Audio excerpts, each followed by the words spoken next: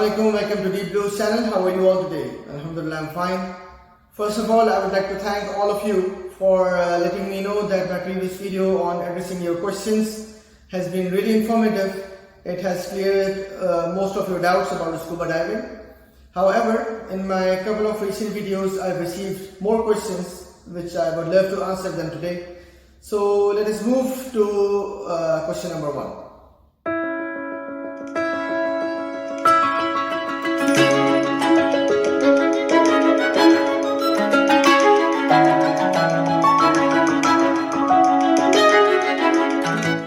Question number 1 is from Ms. Anam from USA.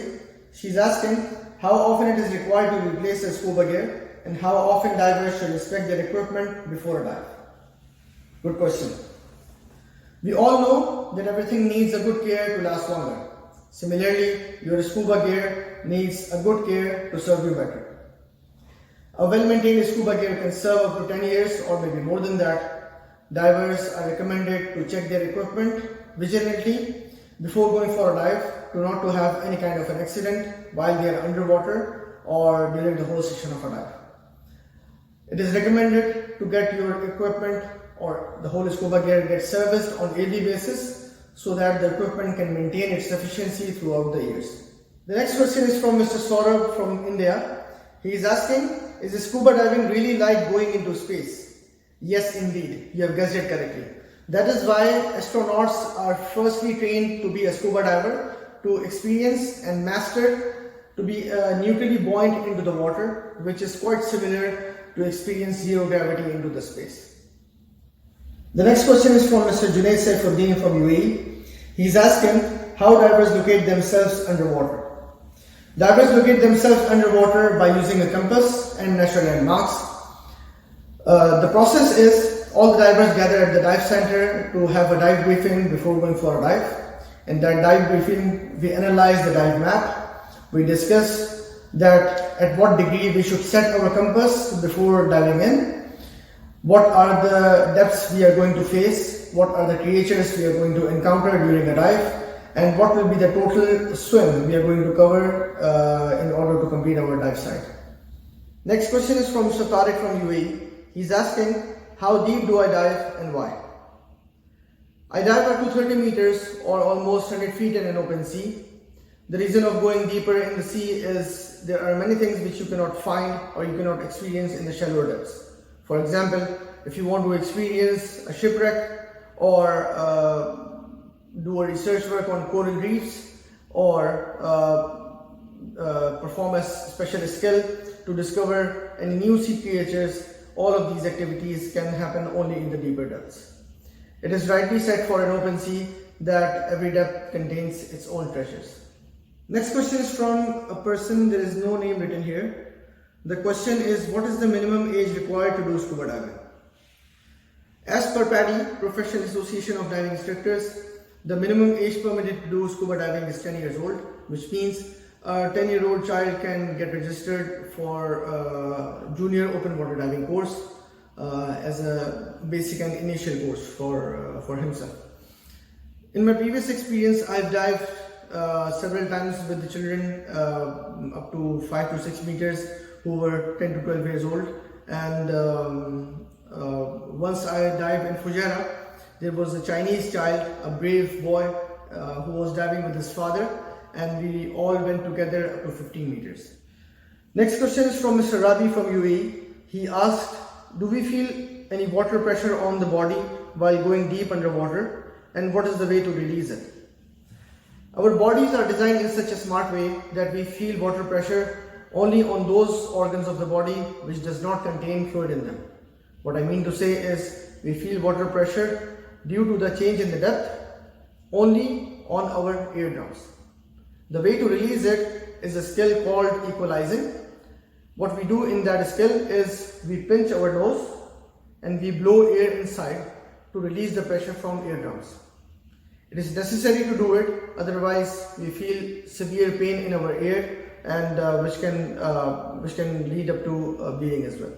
So it is really necessary to equalize whenever your depth is changing and you are feeling pressure on your eardrums. Apart from that, there is no other organ on the body where you feel water pressure. Do divers feel claustrophobic underwater? Claustrophobic means you're having a feeling that you're trapped in a confined space.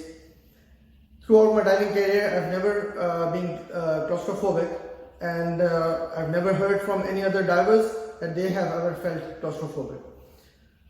Instead of that, diving in an open sea, it is totally opposite of being claustrophobic, because when you're underwater in an open sea, literally you can go up, you can go down, you can go right side, left side, or even you can rotate freely. So instead of having a feeling of being claustrophobic, a diver feels total freedom underwater. This question is from Subhash from India. He's asking, what happens if we run out of air underwater? Are we going to drown immediately? Divers are usually trained and skilled to monitor their air continuously from submersible pressure gauge. I've explained the same thing in my previous video as well. The submersible pressure gauge is an instrument through which you can monitor how much air is remaining in your scuba tank. So there are many cases which has been reported previously that a diver was unable to or failed to monitor his amount of air remaining from SPG due to many reasons. For example, a diver could have been busy in completing his particular task or skill, or the diver got busy in observing some interesting or a different sea creature that he completely forgot to monitor his air underwater. So suddenly what happens that he came to know that he is nearly out of air. In such situations, a diver must show a hand signal to his dive buddy, since we cannot communicate by voice underwater. So the only way to communicate with other divers is through the hand signal. So the diver has to show the hand signal to his dive buddy that he's out of air.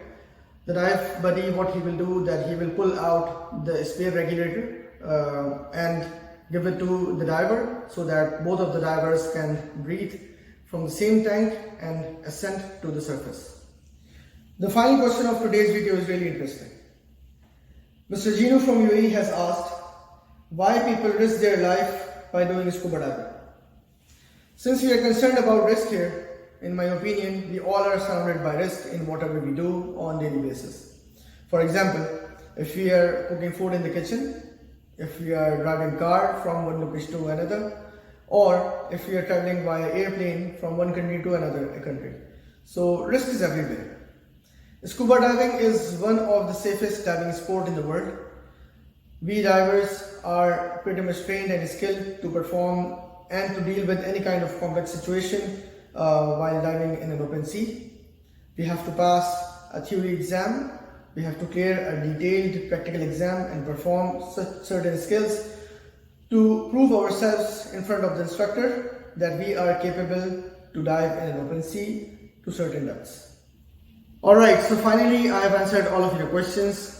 If still you have any kind of queries, please feel free to mention it in the comment section. I'll see you in the next video. Till then, take care, dive safe, and remember me in your prayers. Bye